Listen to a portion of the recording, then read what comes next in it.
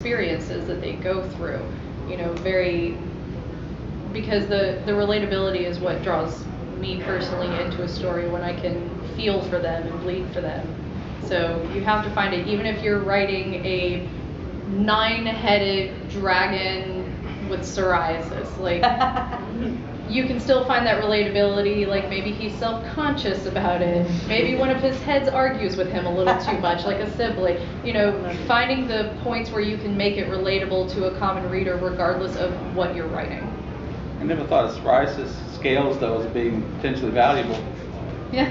Right. I have a bit more fundamental take on this. All the things that you say are true, but if those wonderful ideas and interactions and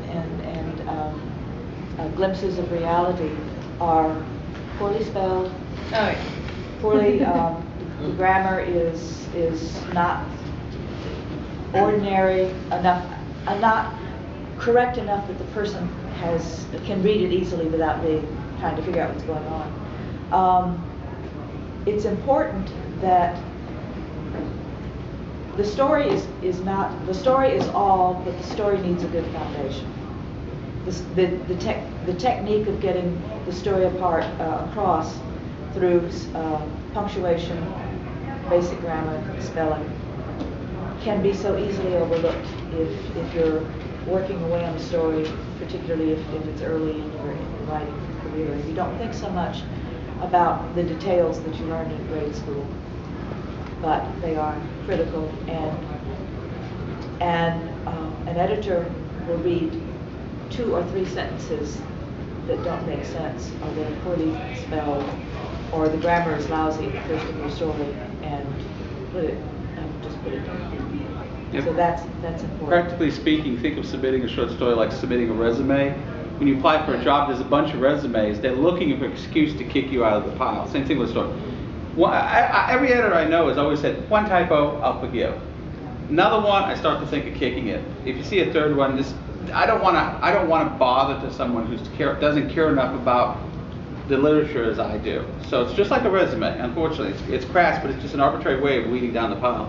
And on that, I will say though, if you're writing modern people, watch your strict adherence to grammar and things when the people are talking, because one of the big notes I got was because I was so focused on making sure I wrote everything properly that a lot of the dialogue came off very disjointed, and it didn't flow very well because it wasn't how you would naturally speak.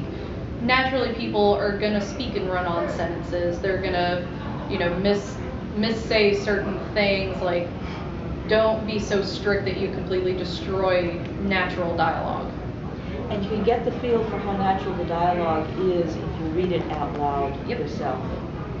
Conversations with yourself. Conversations with yourself. Well, read the whole story out loud, because also you pick up the words that you thought you wrote but didn't. Yeah. And particularly if you're going to be doing readings, like conventions and whatever, make sure that you can pronounce all of those words. Sometimes I've seen authors do that. They can't pronounce a word that they made up. Yeah. Some names are just. Yeah. Another biggie is to make sure you follow the format that your publication wants. Early on, I sent a story in to one magazine, and I got it back. I had instead of indenting paragraphs with no space between the paragraphs, I had the paragraph all the way out to the margin and a space between the paragraphs.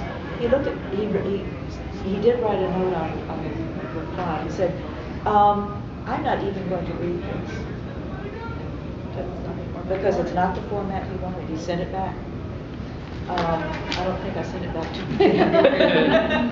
But you have to give them what they want, because they're not being picky. It's the way that they work efficiently. And if you go the self-published route, do research. There are plenty of sites that talk about what formatting is easiest to read, what format is just the most pleasing to the eye to get through the page, because I've seen some self-published books that are double spaced, 11 font, and you're sitting there going,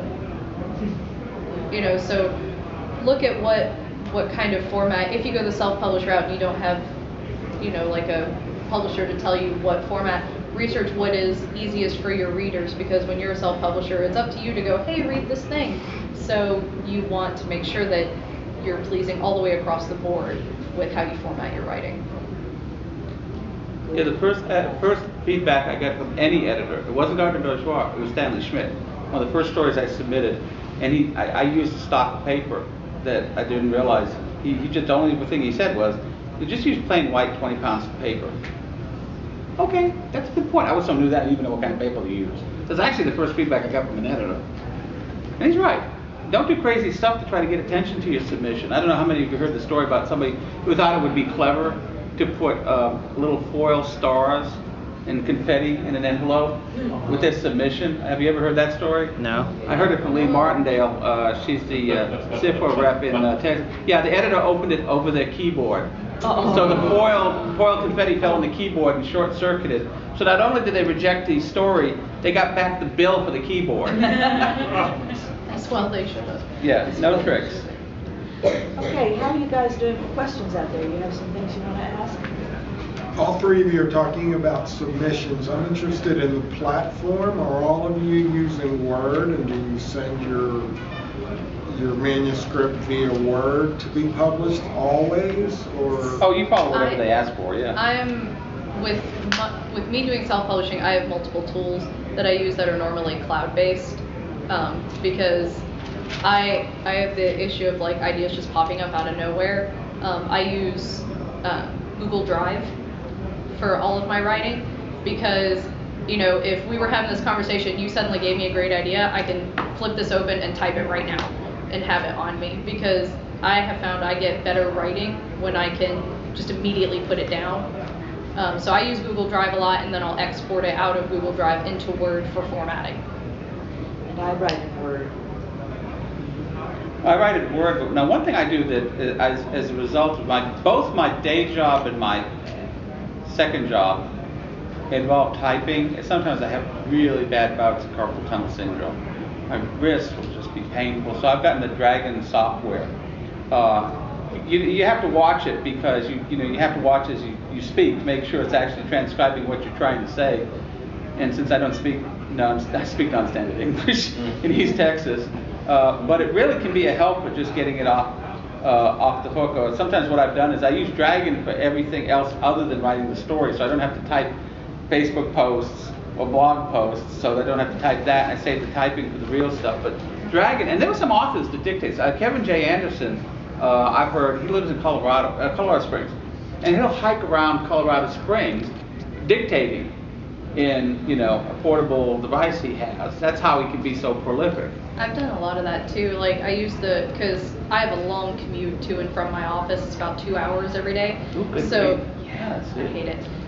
So I'll use the Notepad app on my iPhone, and I'll just turn on Siri and I'll just speak ideas into it, and then because you're sitting in traffic for 2 hours, I got plenty of time to talk into it.